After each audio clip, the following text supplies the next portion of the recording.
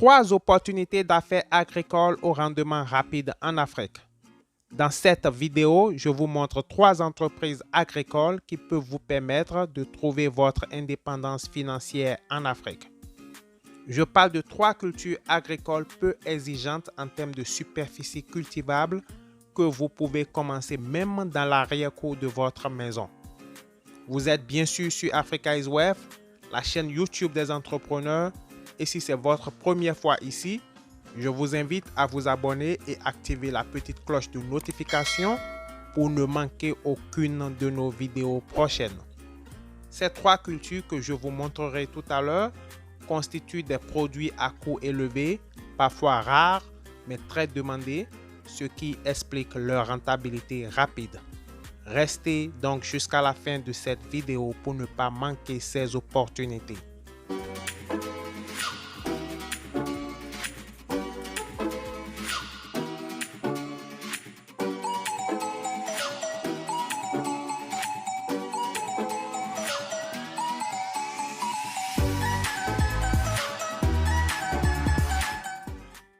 La première culture dont je vous parle ici, c'est la culture des fraises.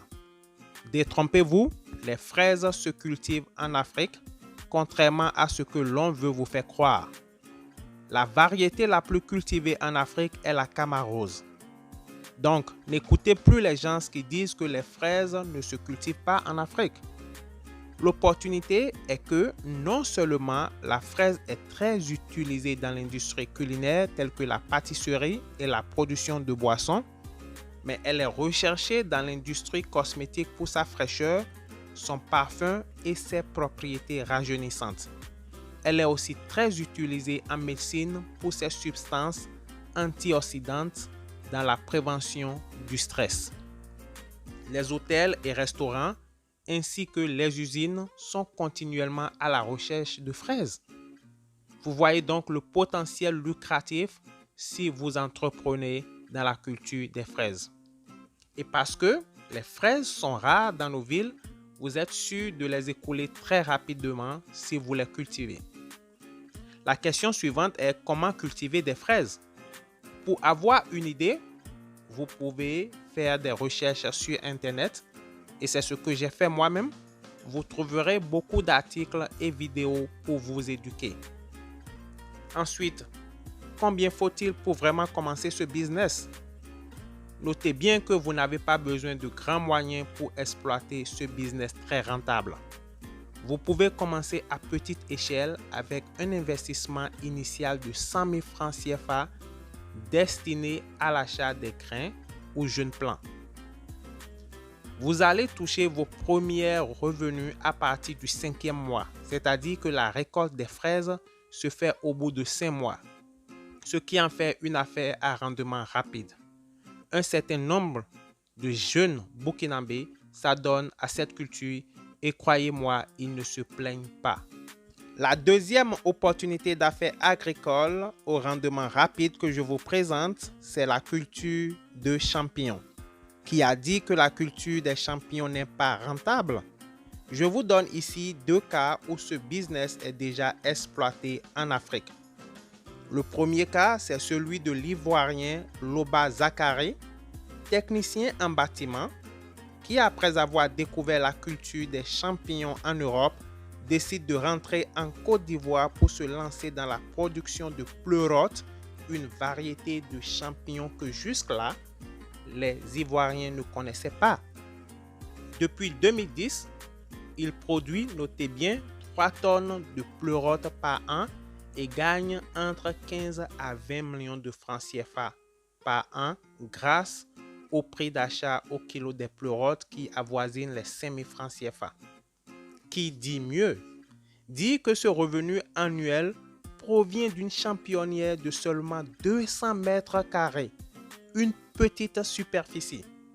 Aux dernières nouvelles, M. Zakari a ouvert 2 nouvelles championnières à Abidjan pour tripler sa production. Donc naturellement, son chiffre d'affaires, à l'heure où je vous parle, avoisine ou dépasse déjà 60 millions de francs CFA. Et si on doit le dire, à partir d'une petite superficie de 600 mètres carrés au maximum. Le deuxième cas, c'est celui des sœurs zimbabwéennes Kunda, Eleonore et Rumbizai qui ont créé Soko Mushroom en 2012. Mushroom, c'est bien sûr champignon en anglais. Et elles ont réussi ce business après avoir effectué des études à travers des vidéos et cours en ligne. Ceci, je l'ai souligné déjà à maintes fois, nous avons des opportunités inouïes de nos jours. Tout ce dont vous avez besoin se trouve sur Internet. Quelqu'un, quelque part, a déjà fait une vidéo ou écrit un article sur ce dont vous avez besoin. L'information dont vous avez besoin se trouve déjà là. Il suffit de l'exploiter.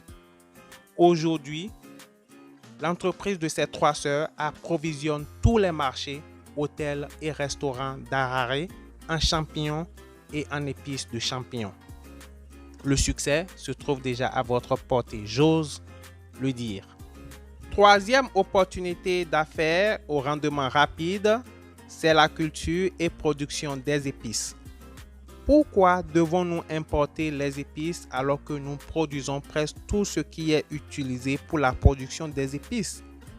C'est une industrie qui pèse plus de 17 milliards de dollars à l'heure où je vous parle et quelques jeunes Africains à l'instar de Senae Wolde-Rufael exploitent déjà ce créneau et deviennent millionnaires sur le continent.